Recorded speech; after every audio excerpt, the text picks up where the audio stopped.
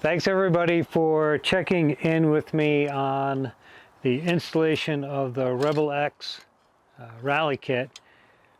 I need to get a couple things out of the way before we start. Number one is the fact that this isn't a simple plug and play. You're going to have to drill and tap some things. You're going to have to mess with your wiring. It's not like putting a new shift lever on. You're going to have to know how to drill. You're going to have to know how to tap. You're going to have to know how to install a helicoil, although it's not that difficult. You might need to know how to solder wires, or at a minimum put connectors on the end, crimp connectors, and re-plug them in. So it's going to get a little bit involved. If I brush over things that you're unfamiliar with, like if you don't know how to tap a hole, I'm going to try to find some good videos on how to do some of that stuff. But for the most part, you should come into this already knowing how to, and possibly having tapped a couple holes before. The next thing I want to get out of the way is Rebel X sent me a kit early. So this is pre-production. From what I understand, it should be really, really close to what you guys get, but there might be a few differences. Just a real quick difference is the fact that I had to drill and tap these holes myself in order to make the frame clamp work. Again, when you guys get this, this should be already done for you. But there are going to be a few differences. The third thing before we start off is, my bike is not stock anymore. When you go to remove your number plate and your headlight mask, mine isn't stock anymore, my headlight's not stock anymore, so mine comes off a little bit different than everybody else's. But let me say this again, going back to point number one, if you are hesitant to take your own headlight mask off, and it's basically 2 bolts and 2 rubber grommet fittings and a plug, then you might not want to do the install yourself. That's a super basic thing you should be able to do to your motorcycle. And if that worries you, then this whole process might be a little intimidating. I encourage everybody, go out and screw your stuff up. It's your stuff. That's the only way you're going to learn. But if you don't want to screw up your $10,000 motorcycle, then maybe talk to a mechanic friend of yours. Also, you can see the bike sitting here behind me. I've already got the tank off. I've already got the seat off. We're going to assume you're going to wire the tower's fuse block into your battery. Talking about wiring, this is one of the first things you have to decide what you're going to do before you start installing this. Are you going to use the fuse block? Are you going to use something else? Are you going to have no power to the tower? Are you going to run your power directly from the battery, which is what I have on mine? Are you going to use the accessory power port that's hidden on your CRF450L now? It's already fused for 10 amps, it's ready to go. Those things you're going to have to decide. The next thing you have to decide is, what are you going to do for your turn signals? Because Rebel X is an Italian company, and the Eurospec bikes, their turn signals are tiny. They're just little itty-bitty things, where the turn signals on the American bikes are pretty big, and there's no place on this kit for a turn signal. So you're going to end up either going out and buying a smaller turn signal and mounting it right about here, or you're going to drill a hole in your fairing side so it sticks out, or you're going to do like I did, and you're going to add turn signals to your hand guards. Just to sum up this first part, before you start into this, make sure that those 3 things squared away. Do you think you can do it? Do you know what you want to do for your electricity, and what to do when you run into problems? And what are you going to do about your turn signals? All right, time for me to shut up, and time for us to start tearing a motorcycle apart so we can put it back together. Okay. Step 1 in this process is going to be to take your headlight mask and your headlight off. Again, it's basically 2 bolts, there's 1 on either side.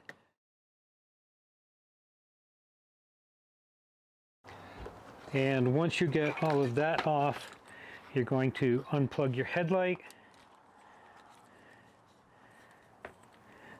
You're going to marvel at how many wires they can actually fit behind here. All right, and we're going to set this aside. The next thing you're going to do is undo your triple clamp, and you're going to remove your turn signals and the bracket that holds them on. Again, mine has the Zeta mount on it. Yours is going to look a little different. Yours is actually going to be easier to take off, but that's going to come off. And after you take these off, and you can call me a pussy if you want, I want you to retighten these bolts back to 15 foot-pounds. Now we're going to pull the headlight out of the headlight mask.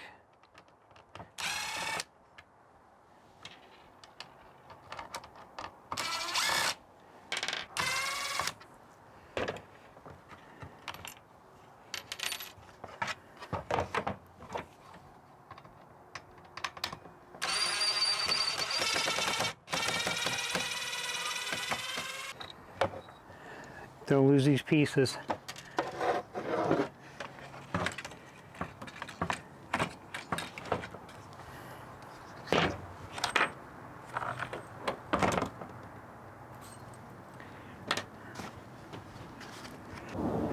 And install it into the tower.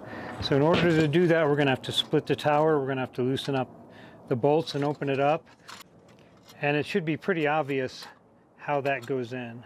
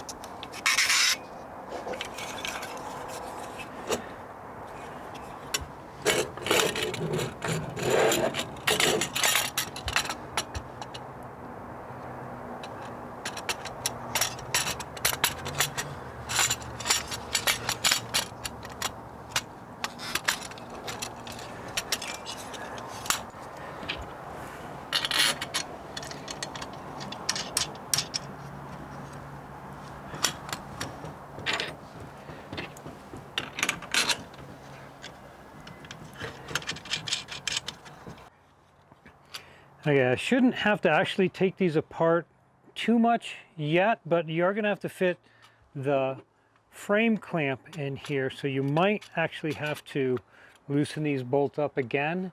And for that reason, as of right now, I'm just going to snug these down, but in case I forget to tell you later, when we actually have everything finished and this is mounted, I'm going to go back, I'm going to pull these nuts off and pull these button heads out, put some Loctite in there, and then screw them all back together, because after that you shouldn't have to pull it apart again.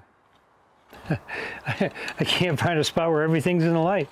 All right, so once you've got your headlight on, now's a good time to, if you bought the extra Squadron Pro light, right, that mounts up here, now's a good time to go ahead and put that on while you have this open and there's nothing in it. If you wanted to drill any holes, you're going to add switches, or you're going to do whatever it is you're going to do.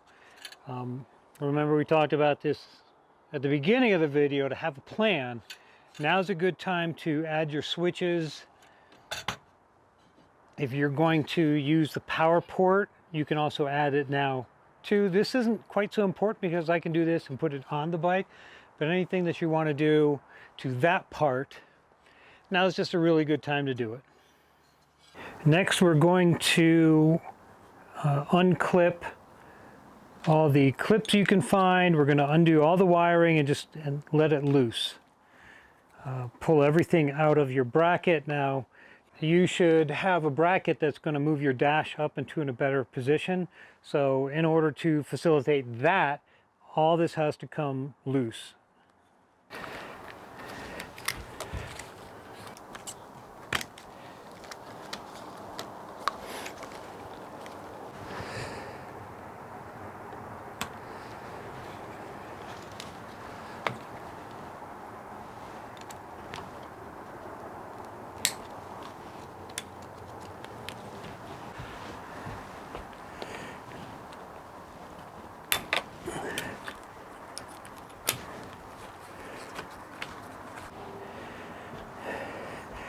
Right, your headlight came out of here.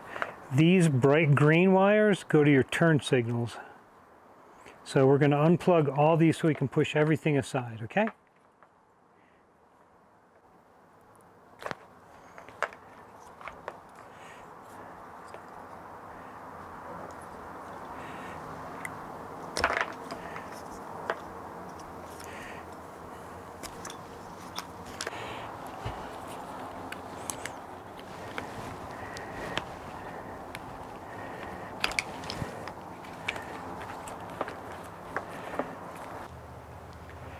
So you may have noticed I have a couple wires that you guys might not, so don't use this video as as gospel for what you have behind your headlamp.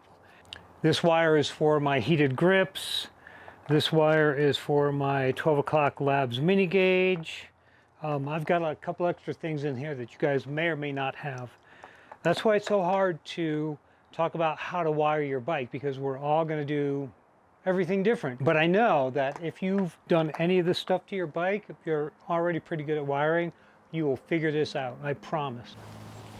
Next, we're going to take off the left and the right cable guides. You're not going to reuse the left one, but you are going to reuse the right one, so don't throw them away.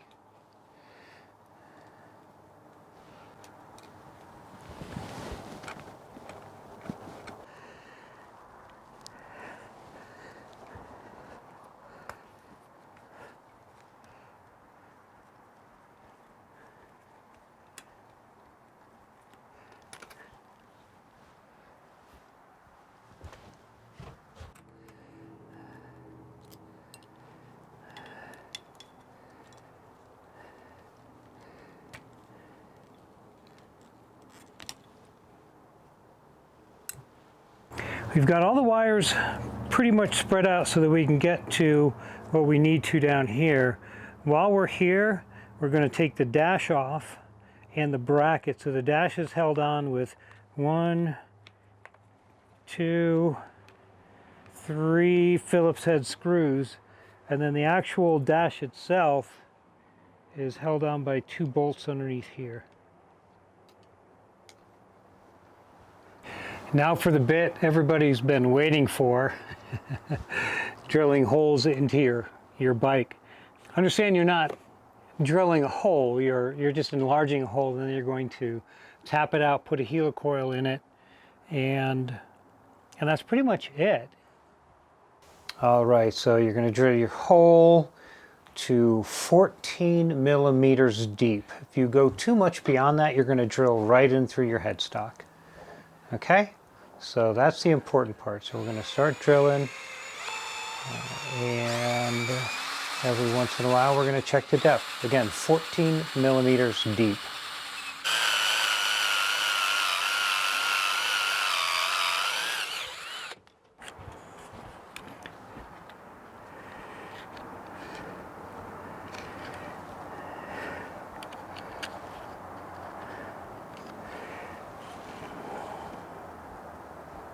There we go, we're at about 14 and a half.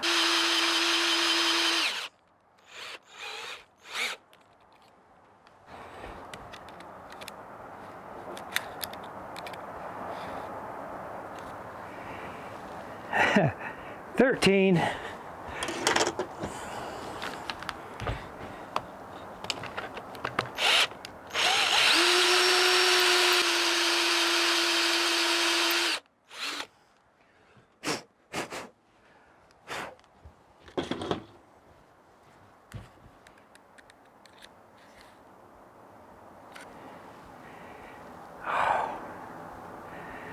$13 and a half.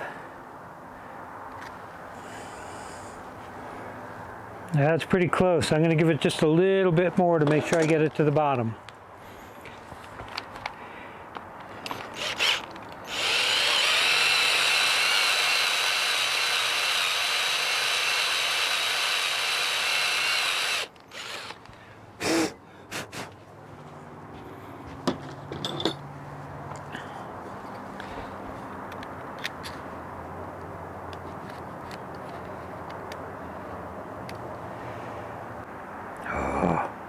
All right, that's exactly 14. All right, next part, we're going to take our tap wrench, our tap handle, and open up the chuck. Put the tap in.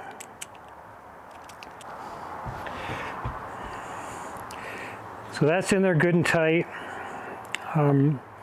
Some ratchet, this one ratchets. Some don't. You set that in the middle and it's just solid. Again, this isn't a class on tapping. I will tell you, because we're going to go in aluminum, I'm going to put some kerosene on the tap to hopefully keep the aluminum from sticking. And then we're going to turn it in until it gets a little tight. Then I'm going to back it off half a turn, and I'm going to keep doing that until you bottom out. When you bottom out, it's going to get really tight, and you're going to think, man, I don't want to force this. Don't force it. Stop, you're done, okay?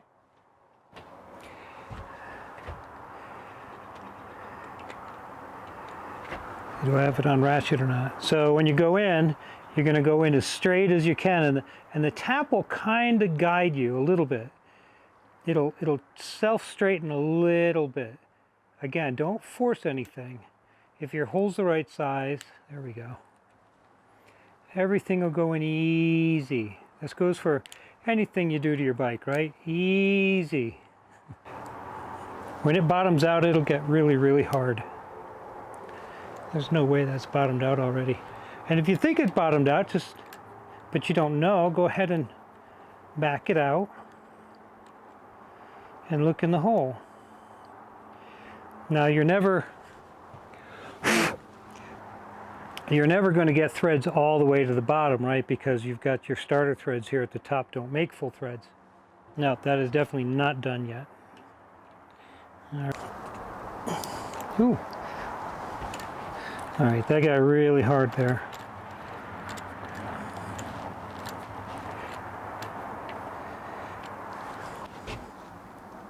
Yeah, that looks like about it. All right, so here's the helicoil. So we just tapped it to the outside thread size, but the inside thread side is actually the bolt you're going to use. And the helicoils have this little tang in the back. See that square part? So I'm going to grab a hold of it. See how it fits in that little crook? And what that does is that action turns it in and pulls it into the hole. Some helicoil kits actually come with a little black plastic thing that keeps the coil together, and this coil will go inside of that, and then from there you'll thread it in. But otherwise, all you're going to do is start it in and thread it in. Now you have to go all the way in. You have to go at least flush, right? There can't be any of the steel sticking out of the aluminum hole, or your bolt just isn't going to seat all the way. I'm going to go ahead and throw some Loctite on this so it doesn't go anywhere, ever.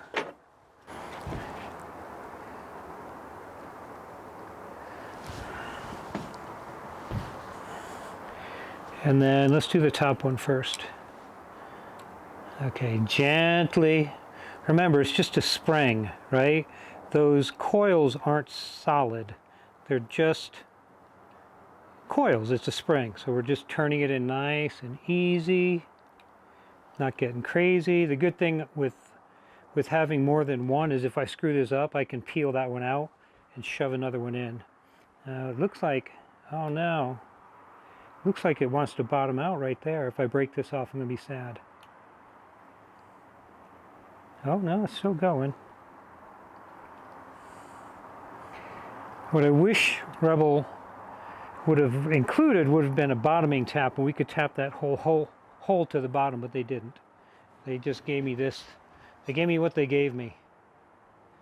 I'm almost thinking I should have gone ahead and bought my own stuff.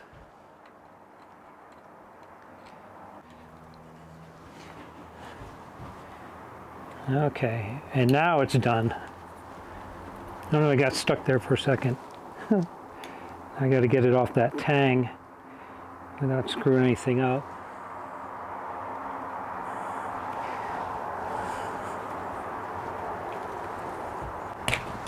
There we go. So there you can see the helicoils all the way in, nothing's sticking out of it. Everything's buried in. Now we just have to go ahead and do the bottom one.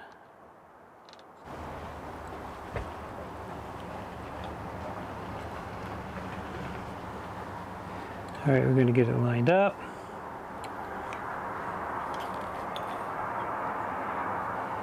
Nice and easy.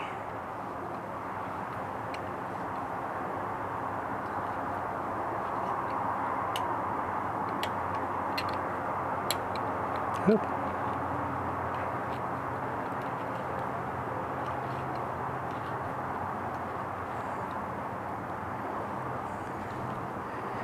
The little tang keeps getting hung up in there. Not all the way in yet. You can see it's still sticking out.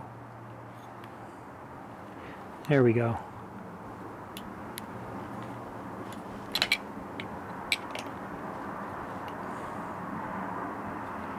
Nice. All right, last step, now that you see it's below flush, is that little tab, that little tang is still in there.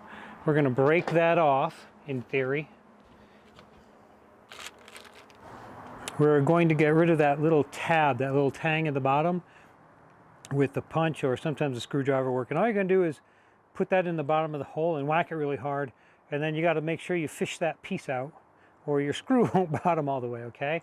So that's the last part, is to break that off. And if you look, I don't know if it'll show up on the camera, there's actually a little cutout right there that is made for having a spot for this to break on. Okay, so we're going to do the top one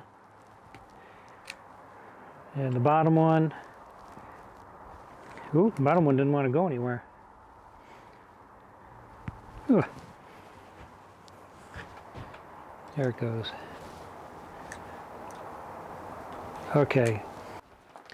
After you've broken out the tang, I'm going to use a pick with a little magnet on the end and just go ahead and put it in there to the end.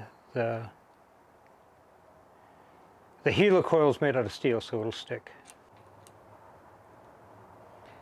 And there it is. Can you see it?